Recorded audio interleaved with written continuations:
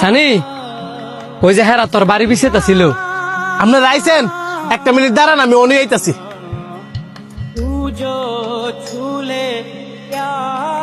নেন ভাই বোন। এই লোকটা কি আপনার কাছের কেউ? হ, সমস্যা নাই। হ্যাঁ, আমার আপন স্বাস্থ্য ভাই। তাইলে ঠিক আছে।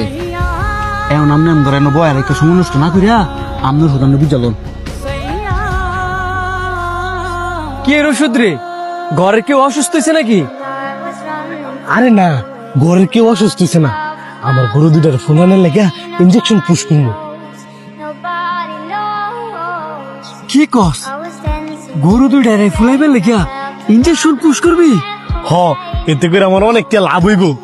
সাইডে গরু দুইটারে চুরুতে কষ্ট করে বড় কষ্ট ভেজা ছাড়া আর অনেক কয়টা টিয়ার লোভে ঘুরিয়া গরু দুইটার মধ্যে ইঞ্জেকশন পুশ করবি? আরে এতে ক্ষতির কিছু নাই তো। আর কয়দিন পরে তো কুরবানি, যাই নিবো। হ্যাঁ, তো নিয়ে এটার জবই দিয়ে দিব। ক্ষতি তো তোরই তো না, কারণ তুই তো আর গুস্ত খাইতি না। যে বেড়ারা গরুড়ে নিয়ে কুরবানি দিব হেরা তো গুস্ত খাইব, এদের তো ক্ষতি হইতে পারে। আজকে না হয় তুই গরু দুইটার মধ্যে ইঞ্জেকশন পুশ করলি, কালকে না হয় হাড়ে নিয়ে গরুগুলারে বিক্রি করে দিলি।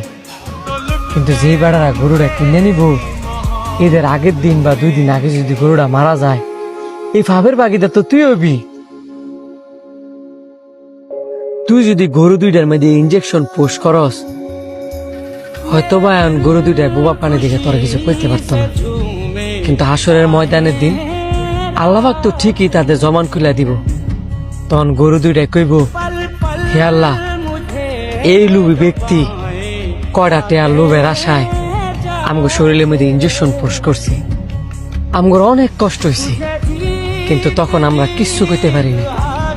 আজকে আল্লাহ তোমার কাছে বিচার দিলাম, তখন তোর কি হইব একটা বার ভাবছস? তুই কই তারবি? তুই সব কি কইতাছস? আর বেড়ার কি গরু মেরে ইঞ্জেকশন দিতাছে না? তাছে বাইর যা। অন্যের ক্ষতি করতে চাইলে ওই ক্ষতি নিজের উপরই করে। কিও তোমার ভাই আবার কি কয়? তুমি কি সিদ্ধান্ত নিছ না আমরা যাবো গা? আরে হের কথা হইন না, লাভ নাই। আইন, ইঞ্জেকশনটা অনেক দিয়া যান।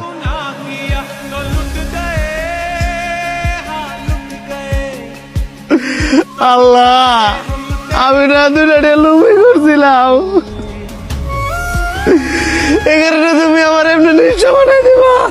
আল্লাহ পাক তোরে নিঃস্ব করে নাই, তোর লোভ তোরে নিঃস্ব করে দিছি।